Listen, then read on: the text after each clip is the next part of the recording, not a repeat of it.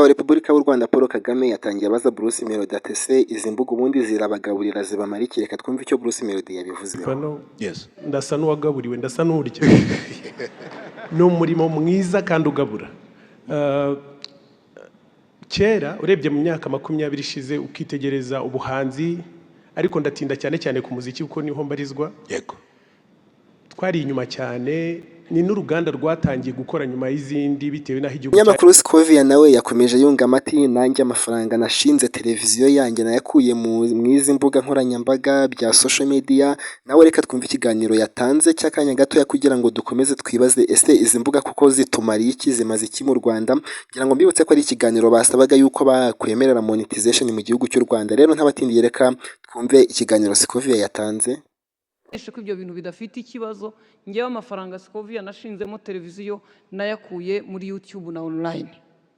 Bivuze ko ni isoko. Inyuma y'umunyamakuru Scovia twagarutse kuri Bruce Melody nawe aho yakomeje asaba mu iyi nama y'umushyikirano, asaba nyakubahwa perezida wa Repubulika y'u Rwanda, avuga ngo turasaba yuko mwashyigikira ibi bintu, mwashyigikira ubu buryo bwo gukorera amafaranga, ubu buryo bw'iterambere mu rubyiruko ndetse n'abakuze babishaka, dore yuko yakomeje avuga yuko we atigeze abyiga no mu ishuri, ariko yakomeje asaba yuko abashoramari bashora imari mu ruganda rw'umuziki, mu ruganda rwa social media.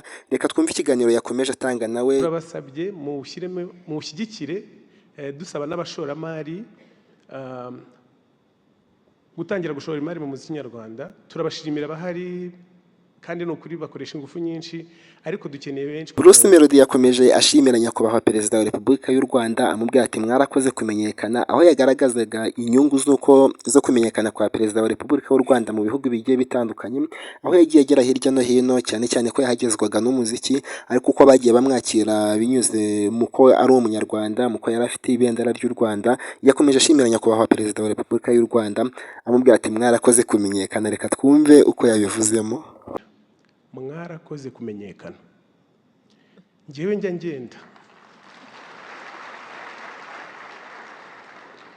ngenda, nagize amahirwe yo gukorana indirimbo n'umuhanzi witwa Shaggy. Icyo gihe numvaga nshaka gutwara idarapo, ariko sinarinzi aho barikura.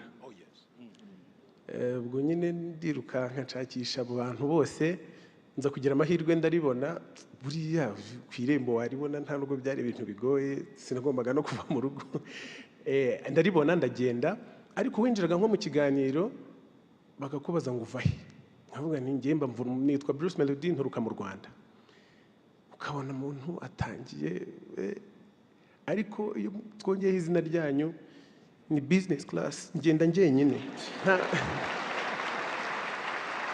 Uko nguko rero niko ikiganiro cyagenze, niko ikiganiro cyarangiye. Dukomeze kubashishikariza kugira ngo mukore subscribe niba ari ubwa mbere duhuriye kuri uyu muyoboro. Nk'ibisanzwe muri kumwe nanjye Sam Motivator, kugira ngo ibiganiro byacu ndetse n'inkuru zigiye zinyuranye zicukumbuye zigezwaho ako kanya zijye zibageraho mu buryo bwiza kandi bwihuse. Ni ugukora subscribe ugakora ku nzogera, ubundi mukomeze kugira ibihe byiza.